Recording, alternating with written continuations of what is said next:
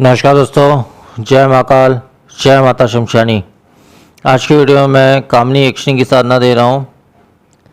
और वैसे तो इस साधना के विषय में मैं पहले भी वीडियो बना चुका हूँ, लेकिन उसमें जो विधान मैंने दिया था उसमें समय थोड़ा सा ज़्यादा लगता है।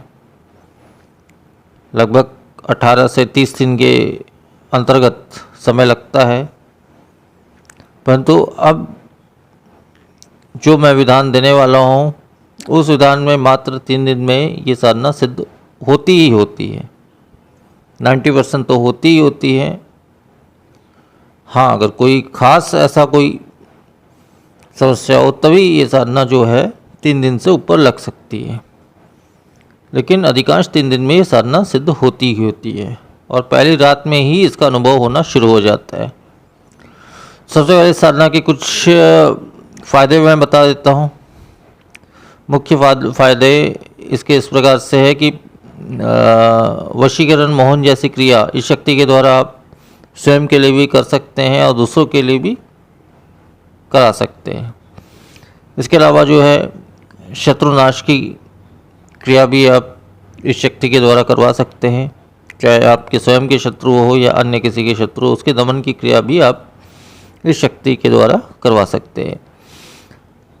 कई साधक इसे जो है काम भाव से भी सिद्ध करते हैं।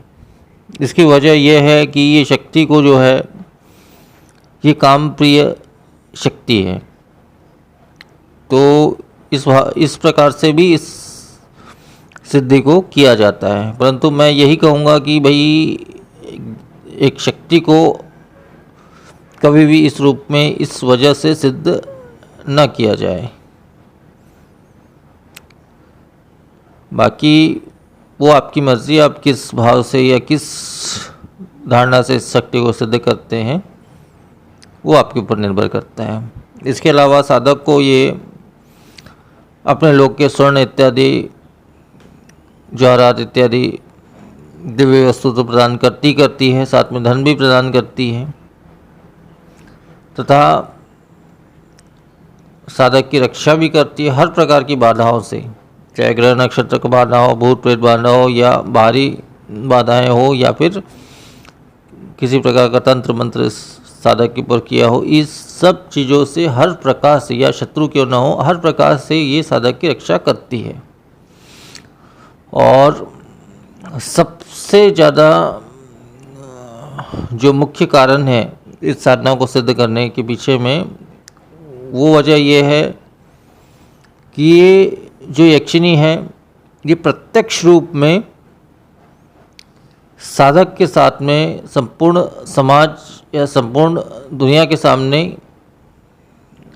स्त्री रूप में या मित्र रूप में, किसी भी रूप में, ये प्रत्यक्ष रूप में साधक के साथ 24 घंटे रह सकती है। ये सबसे बड़ी वजह है, सबसे बड़ा लाभ है। चाहे इसे इस साधना को कोई भी कर सकता है, ऐसा नहीं केवल पुरुष ही कर सकते, इसको स्त्री भी इस साधना को कर सकती है।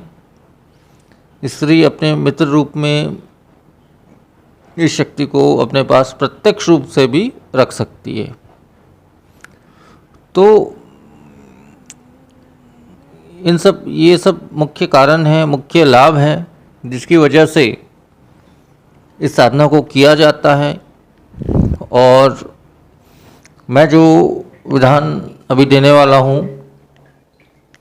उस विधान से मात्र ये 3 दिन का विधान दे रहा हूँ। अगर साधक में बहुत ही ज़्यादा कमी हो तो हो सकता है 1 से 2 दिन ज़्यादा लग सकता है उस साधक को, लेकिन अधिकांश ये सिद्धि जो है 3 दिन में ये शक्ति सिद्ध होती ही होती है। जो विधान मैं दे रहा हूँ और जो मंत्र मैं देने वाला हूँ इस साधना का, उस विधान से करे तो 3 दिन में ये सिद्धि शक्ति सिद्ध होती ही होती है। अब मैं इसका विधान बता देता हूँ। साधना विधान इस प्रकार से है। किसी भी शुक्ल पक्ष के किसी भी दिन से जो है इस साधना को शुरू किया जा सकता है। रात्रि 11:30 से लेकर 3:45 के बीच में ये साधना आपको करनी है, किसी भी दिन से शुक्ल पक्ष में करनी है।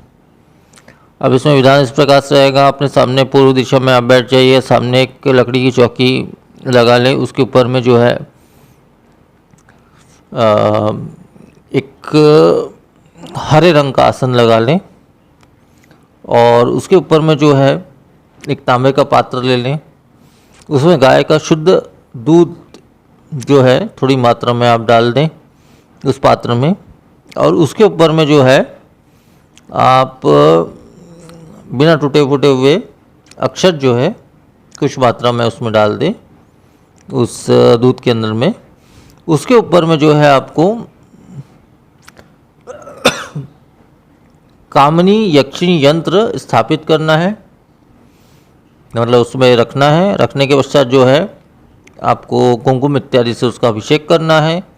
अभिषेक करने के पश्चात जो है आपको धूप दीप से इसकी आरती करनी है, इसका पूजन करना है, पीले पुष्प इसको अर्पण करना है और केवड़े के इत्र का आपको अच्छी प्रकार से छिड़काव करना, स्नान इत्यादि करके पवित्र अवस्था में ही साधना को करना है। आपके स्वयं के बैठने का आसन भी पीला रहेगा और जो है स्फटिक श्वेत स्फटिक माला से इस उक्त मंत्र का 11 माला आपको एक रात्रि में पाठ करना है। इस प्रकार से 3 रात्रि तक जो है इस साधना को करनी है आपको।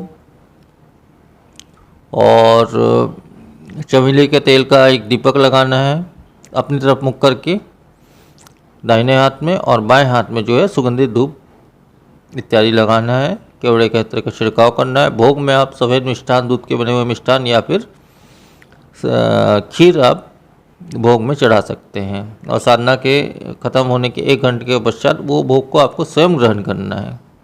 जो भी बचा हुआ भोग रहेगा वो उसको आपको स्वयं ग्रहण करना है। तो इस प्रकार से ये साधना होगी। और इसमें जी देखिए सुरक्षा मंत्र, शरीर बंधन तथा सुरक्षा घेरा बनाना अनिवार्य है। वो इसलिए है, देखिए शक्ति इसमें नुकसान नहीं पहुंचाती है, लेकिन इस आह्वान मंत्र के ज़रिए जो है इसके साथ कुछ नेगेटिव एनर्जी मतलब बुरी शक्तियाँ भी आ जाती है। इस वजह से सुरक्षा मंत्र से शरीर बंधन तथा सुरक्षा घेरा बनाना अनिवार्य है इस साधना में। तो ये सब विधि विधान मैं पहले की वीडियोस में दे चुका हूँ, मंत्र से लेकर विधि विधान, वो आप वहाँ से देख सकते हैं। इसके अलावा जब शक्ति आपके सामने प्रत्यक्ष हो जाती है तब उसको आपको उससे वचन ले लेना है। 3 वचन किस प्रकार से लिया जाता है ये सारी विधि मैं बता चुका हूँ। उस प्रकार से आपको इससे शक्ति से वचन ले लेना है। इसके बाद साधना उसी वक्त आपकी सिद्ध हो जाती है। साधना में जो भी आपने सामग्री प्रयोग की है, पुष्प से लेकर सारी सामग्री सबको आपको विसर्जित कर देना है। केवल जो यंत्र आपने स्थापित किया है उसे आपको पीले रंग के वस्त्र या कपड़े में 1 मीटर या आधे मीटर कपड़ा नया वस्त्र लेकर के उसमें आपको बांधकर किसी भी अच्छे स्थान पर रख देना है।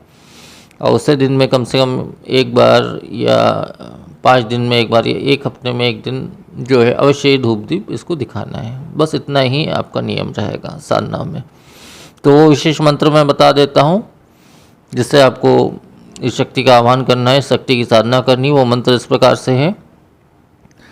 काम्या नाम, कर्म नाम, बीज सूती, एक ही डारी, मोरी, गोरट की मिट्टी, चंद्र की छाया, संकल चूड़ा, एक ही डारी, आवे जो कामनी, प्रत्यक्ष यक्षिणी, दुहाई माता अचल की। तो मंत्र बस इतना ही है और इतना ही संपूर्ण विधान है साधना का। तो फिर आज के वीडियो में फिर इतना ही। नमस्कार।